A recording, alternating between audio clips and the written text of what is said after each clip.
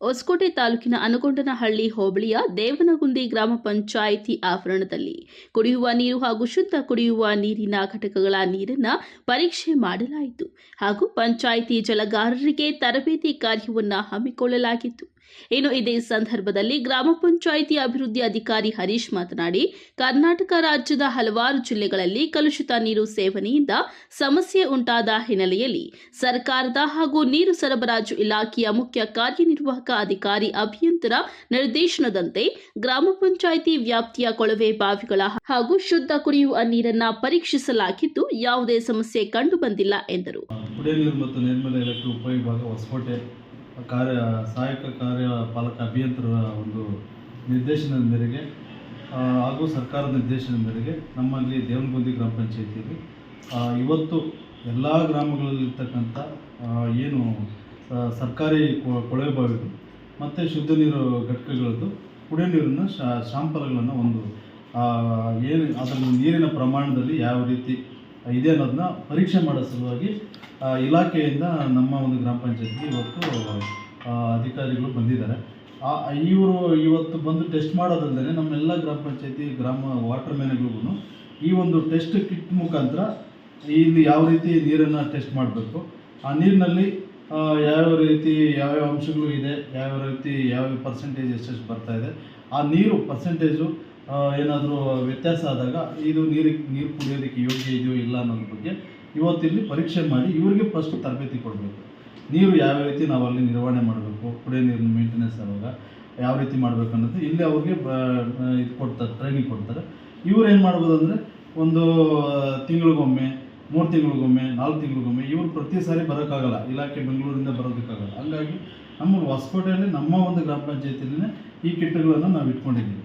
ಈ ಕಿಟ್ಟು ನಮ್ಮ ಗ್ರಾಮ ಪಂಚಾಯತ್ ಇದೆ, ಇದನ್ನೇ ಇಲ್ಲಿ ಟೆಸ್ಟ್ ಕೆಮಿಕಲ್ಗಳನ್ನೆಲ್ಲ ಯೂಸ್ ಮಾಡಿ ಯಾವ ರೀತಿ ಮಾಡ್ತಾರೆ ಅಂತ ಟೆಸ್ಟ್ ಮಾಡಿ ಇಲ್ಲಿ ನಾವು ಏನು ಮಾಡ್ತೀವಿ ರಿಪೋರ್ಟನ್ನು ನೋಡಿಕೊಂಡು ಅದರ ಬೇಸಿಸ್ ಮೇಲೆ ಎಲ್ಲೇ ಏನಾದರೂ ಕುಡಿಯೋ ನೀರಿಂದು ಈ ರೀತಿ ನೀರೇನೋ ಪೋಲಾಗಿ ಆ ನೀರಲ್ಲಿ ಕಲುಷಿತವಾಗಿ ಬೇರೆ ನೀರೇನಾದರೂ ಸೇರ್ತಾ ಇದೆ ಅನ್ನೋದ್ರ ಬಗ್ಗೆ ನಾವು ಕಂಡುಹಿಡಿಬೋದು. ಒಂದೇದು.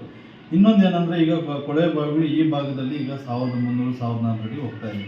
ಅಲ್ಲೇನಾದರೂ ಕ್ಲೋರೈಡ್ ಅಂಶಗಳೇನಾದರೂ ಕಂಡು ಬರ್ತಾ ಇದೆ ಅಂತದನ್ನು ನಾವು ಕಂಡುಹಿಡಿದು ಕೂಡಲೇ ನಾವು ನಮ್ಮ ಮೇಲಧಿಕಾರಿಗಳಿಗೆ ತಿಳಿಸಿ ಅದಕ್ಕೆ ಏನು ಆ ಬೋರ್ವೆಲ್ಲನ್ನು ಸ್ಥಗಿತಗೊಳಿಸಿ ನಾವು ಅದಕ್ಕೆ ಮುಂದಿನ ಕ್ರಮಗಳು ಏನೇನು ಬೇಕೋ ನಾವೆಲ್ಲ ತಗೊಳ್ಳೋ ನಿಟ್ಟಿನಲ್ಲಿ ನಾವು ಈ ಪರೀಕ್ಷೆಗಳನ್ನು ಮಾಡ್ತಾಯಿದ್ದೀವಿ. ಸೊ ಇದರಿಂದ ನಮಗೇನಾಗುತ್ತೆ ಅಂದರೆ ಈ ನೀರಿನ ಗುಣಮಟ್ಟವನ್ನು ಕಾಪಾಡಿಕೊಂಡು ಸಾರ್ವಜನಿಕರಿಗೆ ನಾವು ಉತ್ತಮವಾದ ಒಳ್ಳೆಯ ಗುಣಮಟ್ಟ ನೀರು ಕೊಡೋದ್ರ ಮುಖಾಂತರ ನಾವು ಎಲ್ರಿಗೂ ಒಂದು ಮಾದರಿ ಆಗಬೇಕು ಅನ್ನೋ ನಿಟ್ಟಿನಲ್ಲಿ ನಾವು ವಿಶೇಷವಾಗಿ ನಾವು ಇವತ್ತು ಕರೆಸಿ ಇಲ್ಲೇ ಕ್ಯಾಂಪನ್ನು ಮಾಡಿ ಎಲ್ಲ ವಾಟರ್ ಮ್ಯಾನ್ಗಳು ಇದನ್ನು ನೀರನ್ನು ಟೆಸ್ಟ್ ಮಾಡ್ತೀವಿ. ಈ ಥರ ಯಾವುದೇ ರೀತಿ ಪ್ರಕರಣಗಳು ಕಂಡು ಬಂದಿಲ್ಲ. ಈ ಬೇರೆ ರಾಜ್ಯದಲ್ಲಿ ಬೇರೆ ಜಿಲ್ಲೆಗಳಲ್ಲಿ ಬೇರೆ ತಾಲೂಕುಗಳಲ್ಲಿ ಪ್ರಕರಣಗಳು ಬಂದಿರೋದ್ರಿಂದ ಸರ್ಕಾರದ ನಿರ್ದೇಶನದ ಮೇರೆಗೆ ನಾವು ಏನು ಮಾಡಿದ್ವಿ, ಇಲ್ಲೂ ಕೂಡ ಎಲ್ಲ ಇದು ನಮ್ಮ ಒಂದು ಗ್ರಾಮ ಪಂಚಾಯತಿಲೆಲ್ಲ ಪ್ರತಿ ಎಲ್ಲ ಗ್ರಾಮಗಳಲ್ಲೂ ಎಲ್ಲ ತಾಲೂಕುಗಳಲ್ಲಿ ಎಲ್ಲ ಗ್ರಾಮ ಪಂಚಾಯತಿಗೂ ಕೂಡ ಈ ಒಂದು ಕಾರ್ಯಕ್ರಮ ನಡೀತಾ ಇದೆ. ಅದೇ ನಿಟ್ಟಿನಲ್ಲಿ ನಮ್ಮಲ್ಲಿ ಬಂದು ಇಲ್ಲೇ ಮಾಡಿಸಿ ನಾವೆಲ್ಲರಿಗೂ ಇದನ್ನು ಮಾಡ್ತಾ ಇದ್ದೀವಿ. ಆಗಲೇ ಹೇಳಿದ್ನಲ್ಲ, ತಿಂಗಳಿಗೊಮ್ಮೆ, ಆಮೇಲೆ ನಮ್ಮ ನೀರು ಕರೆಕ್ಟಾಗಿ ಯಾವುದೇ ರೀತಿ ಆ ಥರ ಏನು ಕಲುಷಿತ ಇಲ್ಲ ಅಂದರೆ ಒಂದು 2 ತಿಂಗಳಿಗೊಮ್ಮೆ ಆ ಥರ ನಾವು ಇಲ್ಲೇ ಮಾಡಿಸಿ ಅದನ್ನು ನಾವು ರಿಪೋರ್ಟನ್ನು ನಾವು ಈ ರೀತಿ ರಿಪೋರ್ಟ್ ಬರುತ್ತೆ, water quality analysis field test kit report ಅಂದೇಳಿ. ಈ ರಿಪೋರ್ಟ್ ಮುಖಾಂತರ ನಾವೆಲ್ಲ ರಿಪೋರ್ಟನ್ನು ನಾವು ಗ್ರಾಮ ಪಂಚಾಯತ್ ಇಟ್ಕೊಂಡು ಈಗ ಏನಾದರೂ ವ್ಯತ್ಯಾಸಗಳಾದಾಗ ನಾವು ರಿಪೋರ್ಟ್ ಮುಖಾಂತರ ನಾವು ಅದನ್ನು ನೋಡಿ ನಮ್ಮದು ನೀರಿಂದ ಏನು ಸಮಸ್ಯೆ ಇಲ್ಲ.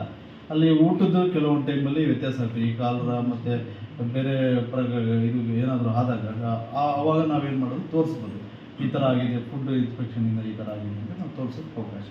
ಬಳಿಕ ನೀರು ಸರಬರಾಜು ಅಭಿಯಂತರ ಶ್ರೀಕಾಂತ್ ಮಾತನಾಡಿ, ನೀರಿನಲ್ಲಿ ಕ್ಲೋರೈಡ್, ಫ್ಲೋರೈಡ್ ಅಂಶ, ನೀರಿನ ಗಡಸುತನ, ಕಬ್ಬಿಣಾಂಶ, ನೈಟ್ರೇಟ್ ಅಂಶವನ್ನು ಪರೀಕ್ಷೆ ಮಾಡುವುದರ ಮೂಲಕ ನೀರು ಬಳಕೆ ಮಾಡುವುದರ ಬಗ್ಗೆ ನೀರಿನ ಪರೀಕ್ಷಾ ಫಲಿತಾಂಶದ ನಂತರ ತಿಳಿಸಲಾಗುವುದು.